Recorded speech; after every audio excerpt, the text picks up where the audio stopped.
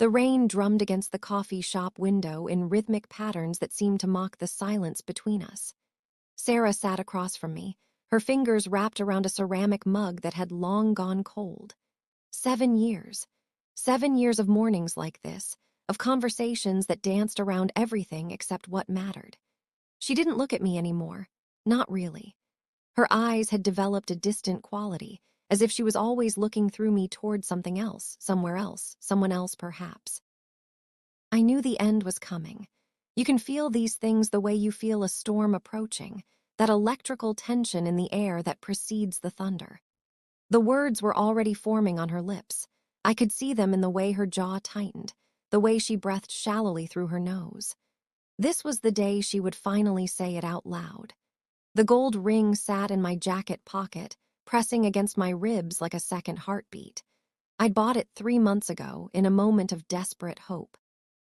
I thought if I could just find the right moment, if I could present it with enough sincerity, enough passion, enough of whatever a man is supposed to feel when he's fighting to keep his world from falling apart, maybe it would matter. Maybe it would change things. Maybe she would remember why we'd started this journey together in the first place. But that was before I noticed the distance in her eyes, before I saw the way she flinched when I reached for her hand. Before I understood that some things, once broken, cannot be repaired by gestures alone. "I need to tell you something," she said, and her voice was the worst part. It was gentle. Pity is worse than anger. Anger would have given me something to fight against. Anger would have been honest. This gentleness was suffocation dressed up in sympathy. I didn't let her finish. Instead, I reached into my pocket, pulled out the small velvet box, and placed it on the table between us. I watched her face transform, watched the confusion flicker across her features like a candle flame struggling in the wind. "Before you say anything," I whispered, "I want you to see this." She opened the box with trembling fingers. The ring caught the afternoon light filtering through the rain-streaked window, and for a moment, it seemed to glow with an inner fire. But when she turned it over and saw the inscription inside the band, her face crumpled. Her eyes filled with tears, not tears of joy, but something far more complicated, something that looked like grief and recognition mixed together. "Sarah," it read. Her name, engraved in letters so small they could only be read if you held the ring close to your eyes, if you squinted and really looked, as if discovering a secret. "Sarah, forever yours. Why would you do this?" she breathed, and she wasn't asking a question. She was asking a farewell question, the kind you ask when you're standing at the edge of a cliff and you're about to jump. I didn't have an answer. Or rather, I had too many answers and none of them mattered. Because in that moment, I understood what I'd been too afraid to see. The ring wasn't a solution. It was a plea. It was me, desperately trying to hold on to something that had already slipped through my fingers. She closed the box slowly, reverently, as if it contained something sacred rather than a symbol of my failure. "I've met someone," she said, and the words hit me like ice water. "His name is Marcus. He works at the clinic where I volunteered last summer. I wasn't planning for it to happen. It just did. And I can't explain it, but with him, I feel alive in a way I haven't felt in so long. With him, I don't feel like I'm drowning." The coffee shop suddenly felt too small, as if the walls were closing in. Other customers sat around us, oblivious to the world ending at table 7 by the window. A woman laughed somewhere near the counter. The espresso machine hissed. The rain continued its rhythmic percussion against the glass. "How long?" I managed to ask. 3 months, since June." 3 months. The same amount of time I'd been carrying that ring around, planning something that was already a historical event, a moment that had passed before it had ever truly arrived. She pushed the ring back across the table toward me. "I'm sorry," she said. "I'm so sorry. You deserve someone who can give you what they're supposed to give. Someone who hasn't already given their heart away before they realized it was happening." I stared at the box, at this tangible representation of my hope, my fear, my last-ditch effort to save us. My fingers reached for it, but I didn't pick it up. Instead, I left it sitting there, abandoned on the table like a child who had been left behind. The barista came by to clear our cups, eyeing the box with curious concern. I waved her away, not ready to accept that this was real, that this was ending. Sarah gathered her jacket slowly, as if moving through water. "Does he know about me?" I asked, the question slipping out despite my best efforts to maintain dignity. "Not everything, but he knows you exist. He knows you matter. He knows I've had a life before him." She paused, and I saw the struggle on her face, the conflict between the woman she'd been and the woman she was becoming. I don't know how this story ends, if I'm being honest. Maybe Marcus is just a symptom of what's wrong between us, not the cause. But I know that continuing like this, pretending to be happy, it's not fair to either of us. She stood up, and I felt the weight of finality settle over me like ash. The date was over. The decision, apparently, had been made long before I'd even bought the ring. "Keep it," I said, and she stopped, her hand frozen on her coat. "Keep the ring. Not because you should marry me, not because I think this will change anything. Keep it because I want to know that something I made with intention and hope exists in the world, even if it's not for me. Even if it's just a reminder that I once loved someone enough to believe we could be forever." She looked at the box for a long moment, then picked it up. She didn't open it again. She just held it against her chest, and for a second I saw pity in her eyes shift into something else. Guilt, maybe, or recognition of the magnitude of what she was doing. What we were both doing. "I hope you find happiness," she said quietly. "Real happiness, not the kind you have to convince yourself into." Then she was gone, leaving only the faint scent of her perfume and the lingering warmth of her presence. The ring remained closed in its box, a secret kept, a name engraved on the inside where only she would ever see it, a name that no longer belonged to anyone. I sat alone at the table as the rain continued to fall outside, and I realized something that should have been obvious all along. Sometimes love is just the recognition that two people are not supposed to be. Sometimes the most honest thing you can do is let go. The barista eventually returned, this time with determination in her eyes. She cleared our cups without asking. I couldn't blame her. I was clearly a man drowning, and I was doing it in the middle of her workplace. I gathered my things, left cash on the table, and walked out into the rain. I didn't have an umbrella. I didn't care. I just walked, letting the water soak through my clothes, feeling it penetrate to the bone. Understanding finally why Sarah had felt like she was drowning. It wasn't because of me, not really. It was because she'd been trying to breathe underwater for so long, hoping that somehow, through sheer force of will, she could learn to live in a place that was never meant for her. And now I was the one drowning, walking through the rain-soaked streets of the city, holding the ashes of a future I'd never have. But I was beginning to understand that maybe, just maybe, that was okay. That sometimes the greatest act of love isn't holding on. It's knowing when to let go. That evening, I sat in my apartment in the dark, unable to turn on the lights, unable to face the physical reality of my grief. The apartment was silent except for the rain still drumming against the windows, the same rain that had been falling in the coffee shop, the same rain that had been falling on the night I bought the ring. I wondered where Sarah was. Was she with Marcus? Was she telling him about the ring, about what I'd done? Or was she alone, staring at the box in her hands, trying to make sense of a man who loved her enough to let her go? The questions would haunt me for years to come. 6 months passed like a slow funeral procession. I stopped going to the coffee shop, stopped taking walks past the clinic where Sarah had discovered her new life. I tried to move forward by implementing the universal prescription for heartbreak: time, distance, and the hope that eventually the wound would scar over enough to function. But grief has a way of lingering in the places you don't expect it, in the small hours of the morning when you wake up, and your mind hasn't yet remembered that the person you loved is gone. I would reach for my phone to text her about something I'd seen or heard, only to remember halfway through that there was no one to send the message to. I would cook her favorite meal out of pure muscle memory, then stand in my kitchen staring at the food, suddenly aware that I was cooking for ghosts. The physical world seemed to conspire to remind me of what I'd lost at every turn. Then came the letter. It arrived on a Thursday evening in a plain white envelope with no return address. My name was written on the front in handwriting I didn't recognize.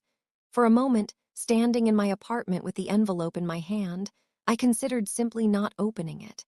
Sometimes the past offers us a choice: acknowledge it or pretend it never existed. But curiosity, that ancient serpent, won out. The letter was from someone I'd never heard of, Sarah's mother. "Dear James," it began, in the careful cursive of someone who had been taught to write by hand in another era. "I hope you'll forgive this intrusion into your life. Sarah doesn't know I'm writing this, and I'm asking, no, begging, that you don't tell her you received this letter. What I have to tell you is complicated, and I've been wrestling with the decision to reach out for months. But after what happened last week, I realized I couldn't stay silent any longer. My heart began to race after what happened. The phrase echoed in my mind, conjuring 1,000 scenarios, each one worse than the last. I sat down on my bed and continued reading with trembling hands. When Sarah was 16, she was in a serious accident, a car crash. She was the passenger, and the driver, a boy named Michael, was going too fast. He died at the scene. Sarah survived, but barely. She spent 3 weeks in the hospital, and she was never quite the same afterward. The doctors said there was no permanent physical damage, but Sarah changed. She became fearful in ways she'd never been before. She started having panic attacks, night terrors. She couldn't ride in cars for almost a year. I had known about the accident, of course. Sarah had mentioned it once or twice in passing, the way people mention traumatic events they've processed and moved on from. But I'd never fully understood the scope of it, the way it had reshaped her neural pathways, her entire approach to living. How could I have? Sarah had kept that part of herself carefully compartmentalized, locked away behind doors I was never invited to open. "What I'm telling you this for," the letter continued, "is because last week Sarah had a seizure. She'd been complaining of migraines for months, but we thought it was just stress. Turns out there was a small blood clot that formed near her hippocampus, a delayed result from her old head injury. The doctors operated on Monday. She's fine, thank God, but it was touch and go for a while. I sat in a waiting room for 6 hours not knowing if my daughter would survive the surgery. The terror of that experience has made me reconsider many things in my life, including my silence about certain truths." My breath caught in my throat. Sarah, a seizure, surgery, and I'd known nothing about it. She hadn't called me. She hadn't reached out in any way. I was no longer part of her emergency contact list, apparently. No longer the person she would think to call when her world was falling apart. That realization hurt almost as much as the news itself. "During her recovery," the letter continued, "she's been asking questions about why she'd been so unhappy with you. She remembered things differently than she had been remembering them. The medication they put her on post-surgery, combined with the physical trauma of the operation, seemed to have unlocked something. She told me that when she met Marcus, she wasn't actually falling in love with him so much as she was running away. She said she was terrified all the time with you, not of you, but of the future. She was afraid of commitment, of the life you were offering, because on some level, she was still that 16-year-old girl who learned that everything could be taken away in an instant." I read that sentence 3 times, trying to make sense of it. 7 years we'd been together, and I'd never fully understood this fundamental truth about her. She'd been running the entire time, and I'd been chasing, trying to catch someone who was fleeing from her own demons, not from me. "She's broken things off with Marcus," the letter said, and I felt a flutter of something that I quickly identified as shame. I wasn't happy about this. I wasn't relieved. I was just sad for everyone involved in this tragedy of miscommunication and untreated trauma.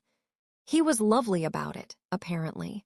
She told him the truth, that she'd been using him as an escape rather than seeking him as a destination. She said something to me that I think you should know. She said, "I realized I was drowning not because the relationship was wrong, but because I was terrified to live." Those are her exact words. And I think she was drowning with you too, James. Not because you weren't good enough or loving enough, but because she was drowning inside herself, and no amount of external love could save her from that internal drowning. Letter went on to explain that Sarah had started therapy with a trauma specialist. She was working through the deep-seated fears that the accident had planted in her, fears that had metastasized into every relationship, every commitment, every step forward she tried to take. She's broken things off with Marcus. He was lovely about it, apparently. She told him the truth, that she'd been using him as an escape rather than seeking him as a destination.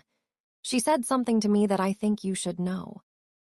She said, I realized I was drowning not because the relationship was wrong, but because I was terrified to live. Those are her exact words. And I think she was drowning with you too, James. Not because you weren't good enough or loving enough, but because she was drowning inside herself, and no amount of external love could save her from that internal drowning. The letter continued with details about her therapy, her medication, the slow process of excavating the trauma that had been buried inside her for so long. But the part that destroyed me came near the end. She found your ring. She opened the box while she was in the hospital, delirious on painkillers. She read your name engraved inside and she wept. Not out of sadness, but out of recognition. She held it in her hand for hours, just staring at it. And she told me something that I think you deserve to hear directly from her eventually, but I'm telling you now because I think you need to know. She said, he gave me something with my name in it. He made me permanent. And I ran away because I was terrified of being permanent. My hands were shaking so badly I could barely hold the letter. All this time, I'd believed I understood why we'd ended. I'd made peace with the idea that we were simply incompatible, that sometimes love isn't enough. But this letter was rewriting the entire narrative. We weren't incompatible.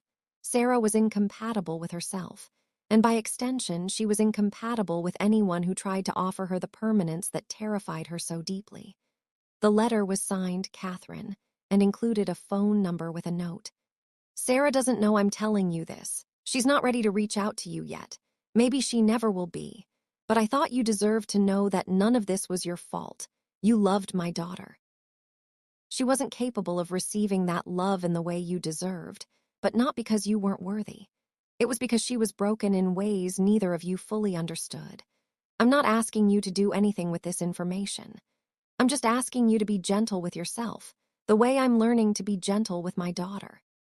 I sat in the dark of my apartment, holding the letter in trembling hands, and I realized that heartbreak has a second act. It's not just the pain of losing someone.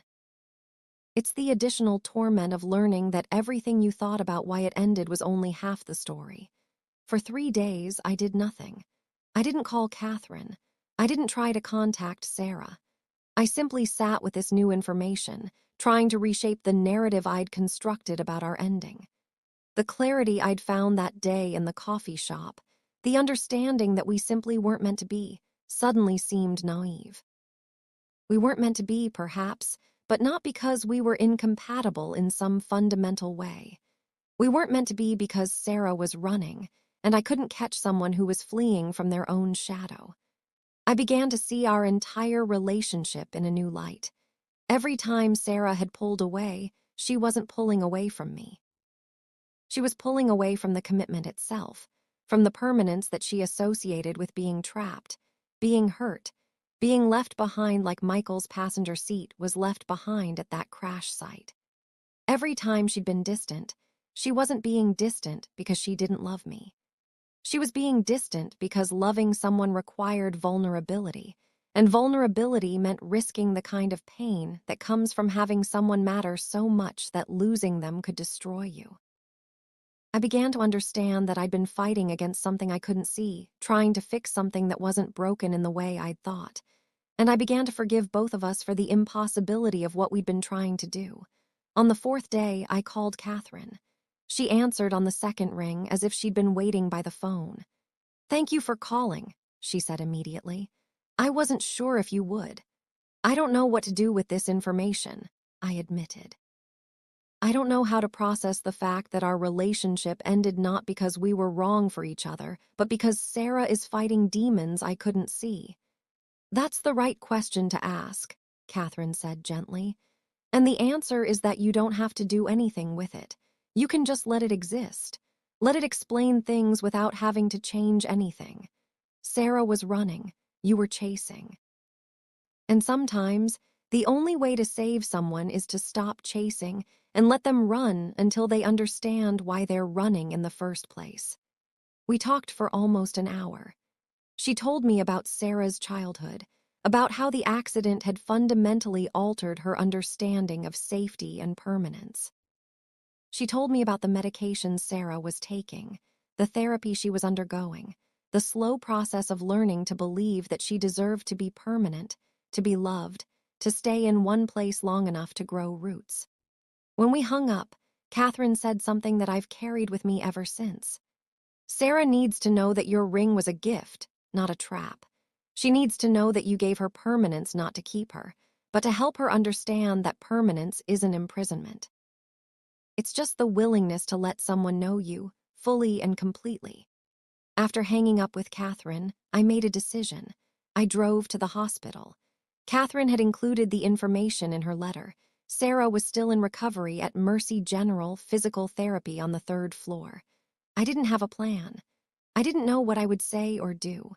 I only knew that I had to know more, that the partial story the letter had told was not enough. That standing in the rain outside her hospital wouldn't solve anything, but it felt like something I needed to do.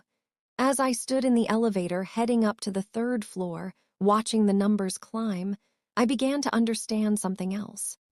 This letter, this revelation, it was another form of heartbreak, because now I had to grieve not just what we'd lost, but what we'd never been able to have because Sarah wasn't whole enough to receive it. And that was perhaps a deeper tragedy than simple incompatibility. The elevator doors opened onto the 3rd floor hallway. Physical therapy patients moved slowly through the corridors, some with walkers, some with canes, all of them bearing the visible marks of their battles.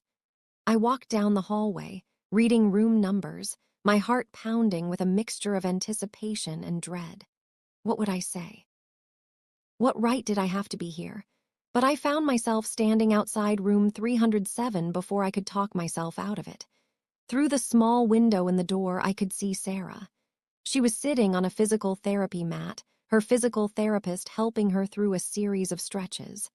Her face was pale, thinner than I remembered, but it was her face that arrested me most. She looked different. Not worse, but rawer. Like a photograph that has been exposed to light and developed into something more true. Her eyes were open in a way they hadn't been when I'd known her before. Aware, awake, present in her own body in a way that had escaped her during our relationship. As if sensing something, she looked up. Her eyes found mine through the small window. For a moment, neither of us moved. The world seemed to hold its breath. And in that moment, I understood the true mystery of the ring. It had never been about marriage proposals or commitments or forever promises. The ring had been about something deeper. The act of nomming someone as permanent, as worthy of permanence, even in a world where nothing lasts. She had run away from that permanence not because it was wrong, but because she didn't believe she deserved it.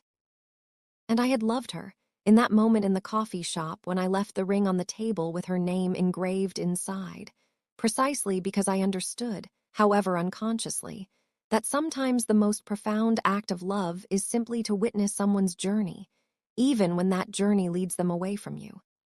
Sarah said something to her physical therapist, who nodded understandingly. She carefully stood up, one hand on the therapist's shoulder, and made her way to the door. She opened it slowly, as if we were moving through the scene in slow motion, giving ourselves time to absorb the reality of this meeting. "Hi," she said, and her voice was different too, shakier, more fragile, but also more honest. A voice that had been stripped of pretense by proximity to mortality. "Hi," I replied, and the word felt inadequate for everything I was feeling.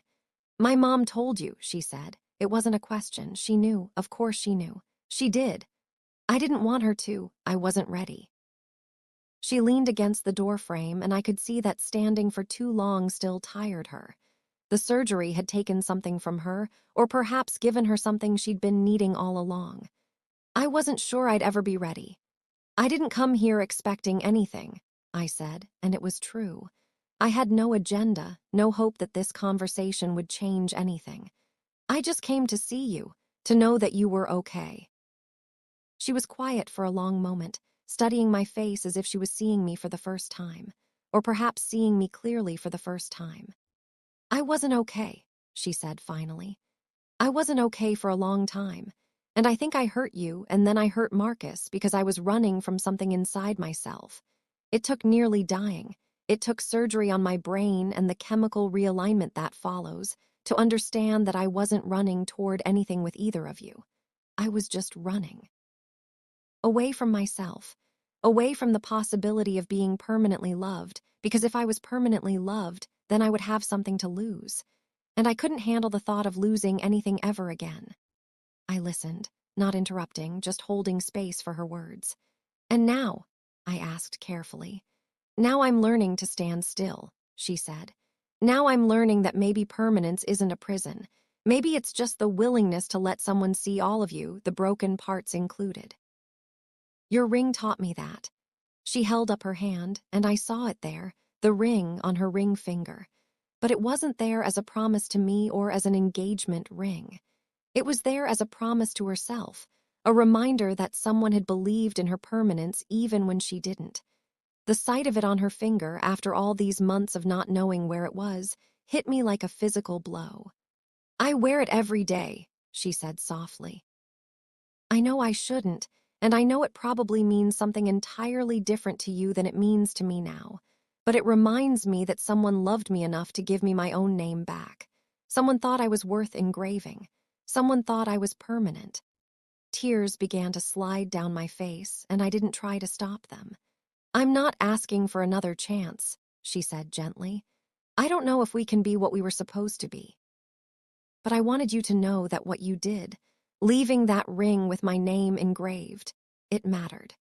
It changed something in me, even if it took a long time and a lot of pain for me to understand what. I looked at her, at the woman she was becoming through her own difficult excavation of the broken places inside her, and I realized that love doesn't always have to have a happy ending to be meaningful. Sometimes the most profound acts of love are the ones that help someone become themselves, even if that self is someone who has to walk away. I'm glad you're okay, I said. I'm glad you're fighting through this. I'm going to be okay, she corrected gently. I'm going to be better than okay, but it will take time, and work, and a lot of therapy, a lot of learning to believe that I deserve to take up space in this world. We stood there in that hospital hallway for several more minutes, not touching, but connected by something that transcended physical proximity. The ring on her finger, my ring, with her name engraved inside, caught the hallway light, and it glowed like a small promise that even in breaking, we can become something true. Do you still love me?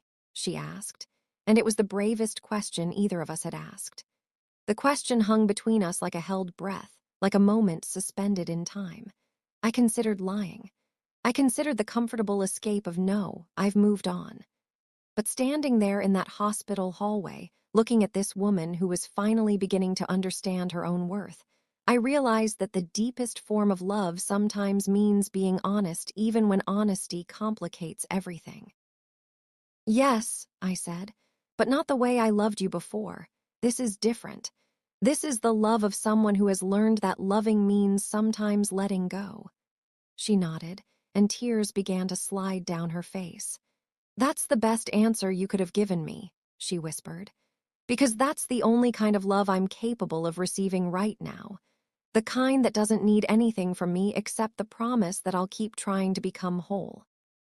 We talked for a little while longer, about her therapy, about her medication, about the slow process of rebuilding her understanding of what it means to be alive. She told me about the parts of her that were healing and the parts that were still broken.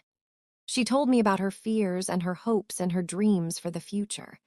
And I listened, just listened, because sometimes that's all love can do. Just witness, just hold space, just believe in someone's ability to transform themselves. Eventually, her physical therapist came to the door and reminded her that she needed to rest. Sarah nodded, and we both understood that this was the moment to say goodbye. "Thank you for coming," she said. "Thank you for wanting to know that I was okay." "Always," I replied. "I will always want to know that you're okay." She smiled, and it was sad and genuine and real in a way I'd never seen her smile before. A smile that held both the grief of what we'd lost and the hope of what she was becoming. I turned to leave, but before I did, she called out one more time. "James," I turned back. "I'm going to heal. I'm going to do the work, and I'm going to figure out how to stop running. And I think that even if we never get back together, that will be the greatest gift you've ever given me, the belief that I'm worth healing for." I nodded, unable to speak, and walked back down the hallway. I didn't look back because I couldn't, because if I had looked back and seen her there, I wouldn't have been able to leave. Sometimes love means knowing when to walk away. And sometimes walking away is the most profound act of faith. Faith that the person you love will learn to love themselves. 3 months later, I received a package. Inside was a letter and a framed photograph. Sarah and her therapist, Dr. Miranda Chen, were standing together outside the hospital, both smiling at the camera. Sarah looked stronger, more present in her own body. The letter read, "Dear James, I wanted you to see this picture because I want you to know that I'm doing better. I'm still in therapy, still taking my medication, still learning how to believe that I deserve permanence. But I'm making progress. I've been able to ride in a car again without panic attacks. I've been able to commit to therapy appointments and actually show up for myself. I've been able to look at your ring and feel gratitude instead of fear. I don't know what the future holds. I don't know if we'll ever be able to be together in a romantic way again. But I wanted you to know that your love changed me. Your belief in my permanence when I couldn't believe in it myself has become the foundation upon which I'm rebuilding myself. Thank you for leaving that ring. Thank you for engraving my name. Thank you for loving me enough to let me go. Yours, Sarah." I hung that photograph in my apartment, in a place where I would see it every morning. And every morning, when I saw it, I was reminded of something that took months in a hospital hallway to fully understand. That love is not about keeping. Love is about believing in someone so completely that they have no choice but to become that belief. Love is about engraving someone's name on your heart, and in doing so, giving them permission to engrave themselves. Over the next few months, I began to heal as well.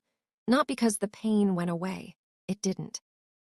But because I began to understand that Sarah's journey of healing was separate from mine, and that was okay. I couldn't fix her. I couldn't save her. I could only love her from a distance, which is exactly what I did. I began to date again, cautiously, carefully. I met people who were whole enough to receive love and who could offer me permanence in return. I found small joys in everyday moments. I learned to laugh again. And slowly, the sharp edge of my grief began to smooth into something more bearable. By the time a year had passed since Sarah's surgery, I had begun to build a new life. I still thought about her often, still wondered how her therapy was going, still looked at my reflection and thought about what it would have meant if she'd been able to stay. But I was no longer drowning. I was learning to swim. And I realized that sometimes the greatest acts of love are the ones that set us free. 2 years after leaving that ring on the coffee shop table, I found myself working across the country, building a new life in a city where the rain fell differently and the coffee shops held no ghosts. I had healed, or at least I'd learned to function alongside the scar tissue that heartbreak leaves behind. I'd experienced other connections, other brief flirtations with happiness, other goodbyes that taught me something about what it meant to love without possession. But none of them had the weight of what I'd experienced with Sarah. None of them had transformed me in the way that learning to love someone you couldn't keep had transformed me. I thought about her sometimes, wondering how her therapy was progressing, if she'd finally learned to believe in her own permanence, if she was living the kind of life where she could breathe without feeling like she was drowning. But I never tried to contact her. Some mysteries, I had learned, are meant to remain unsolved. Then came the wedding invitation. My colleague Marcus, different Marcus than Sarah's Marcus, though I always smiled at the cosmic joke of the name, had invited me to his wedding. The venue was beautiful, a garden in the old part of the city, the kind of place that has absorbed decades of human emotion into its stone and soil. I almost didn't go. Weddings had become difficult for me, places where I felt the absence of my own future acutely. But I went anyway, because you show up for people, because refusing to show up doesn't protect you from pain, it just isolates you from connection. I stood in the back of the garden, dressed in a suit I'd bought specifically for this occasion, nursing a drink and trying to blend into the crowd. The ceremony was beautiful, two people standing before their community, promising to love each other forever. I wondered if they understood what that promise really meant, if they knew that forever is a long time, that people change, that love has to be flexible enough to accommodate transformation. And then I saw her. Sarah, standing near the garden gate, watching the ceremony with an expression I couldn't quite read from this distance. But it was unmistakably her, older by 2 years, yes, but radiant in a way that went beyond physical beauty. There was a lightness to her bearing that I'd never seen before, a kind of peace that suggested she'd finally made peace with herself. My heart stopped for a moment, then began to race in a way it hadn't in 2 years. I almost turned away. The coward in me wanted to slip out quietly, to preserve this moment of seeing her without being seen, to avoid the complications that would inevitably arise. But I never got the chance because she turned, and her eyes found mine across the garden, and I saw recognition flash through them like lightning. She hesitated, then stood up and walked toward me. I felt the world slow down, felt time bend and reshape itself around this moment. We stood there for a moment, taking each other in, an entire 2-year conversation happening silently between us. "James," she said, and her voice was the same and different all at once. Steadier, more grounded. "Hi, hi," I replied, suddenly aware of how inadequate words are for moments like this. We stood there awkwardly for a moment, and then she smiled. A real smile, not the pained smile of someone trying to be polite, but a genuine smile of recognition and affection. "I wasn't sure if you'd be here," she said. "I almost wasn't," I admitted. "I didn't know if it would be comfortable." "Is it?" she asked, and there was genuine curiosity in her tone, not the old guilt, not the old conflict, just genuine curiosity about how I was, who I had become. "Yeah," I said, and I realized it was true. Being near her didn't hurt the way I'd feared it would. It was like seeing an old wound and understanding that while it would always be part of you, it had finally stopped bleeding. "It is. How are you?" "I'm good, really good. I got married 3 years ago to someone I met in my therapy group, actually. A woman named Lisa. We have a dog. I'm working as a trauma counselor now, helping people who have experienced accidents and injuries." She laughed, shaking her head. I know, the irony isn't lost on me, but it helps. Being able to take my broken places and use them to help other people put themselves back together. It makes sense now.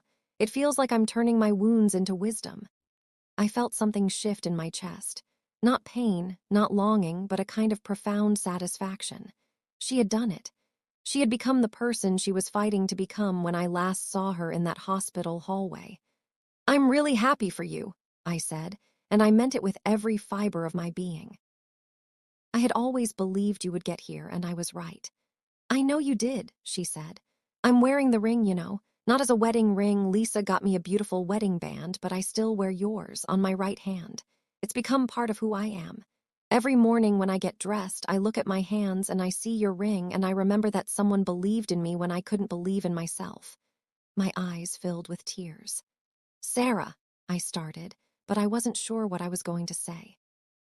"How do you articulate the feeling of watching someone you loved heal? How do you express the joy of seeing them become exactly who they were meant to be?" "I need to tell you something," she interrupted gently. "And I need you to hear this without defending yourself or diminishing what you did. That ring changed my life. It literally changed the trajectory of everything. When I was in the hospital, delirious and broken, and I read your name engraved inside, something shifted in me. And I know my mom reached out to you, and I know that came with a lot of complicated feelings. But I want you to know that I'm grateful for it. I'm grateful for all of it, the ring, The love, the letting go, the way you showed me that love doesn't have to be possessive to be profound. We talked for a while longer, about her therapy practice, about her wife Lisa, about the life she'd built. She told me about a patient she'd helped through a similar trauma, about how she'd learned to translate her own pain into compassion for others. She told me about the dog, a golden retriever named Hope, and about the house she and Lisa were renovating. She told me about learning to ride in cars again, about taking vacations, about all the small things that people who aren't drowning take for granted. When her wife eventually came over to collect her, a woman with kind eyes who shook my hand warmly and thanked me for loving Sarah so well, I understood that this was closure. Not the ending of our story, but the transformation of it into something else. As they walked away together, I watched Sarah's hand catch the late afternoon light, and I saw the ring there, gleaming on her right hand. My ring, with her name engraved inside. A secret permanence. A hidden promise. A love that had transformed itself from romance into something far more enduring. The knowledge that somewhere in this world, someone had believed in me absolutely, and that belief had changed everything. I drove back to my hotel that night with the windows down, letting the wind carry away the complexity of emotions I'd accumulated. I thought about the ring, still there on Sarah's finger, engraved with my name and the words, "Forever yours." I thought about how the meaning of those words had transformed. They weren't about a promise of eternal companionship. They were about the eternal impact one person can have on another's life, simply by believing in them. I pulled out my phone and looked through my photos, pictures of the coffee shop where it all started, pictures of the hospital where I'd found her again, pictures of the rain. And then I wrote her a message. Seeing you today reminded me that sometimes the greatest love stories aren't the ones that end with forever together. They're the ones that end with forever changed. Thank you for becoming who you were meant to be. I'm so proud of you. I almost didn't send it, but then I did because some things are worth saying out loud. Within moments, my phone buzzed. Her response was simple. Thank you for believing in me. Thank you for the ring. Thank you for everything. And just like that, a chapter of my life that I thought had ended in a coffee shop on a rainy day found its proper ending in a garden, surrounded by other people's promises. I understood, finally, what the mystery of the ring had been all along. It wasn't a mystery at all.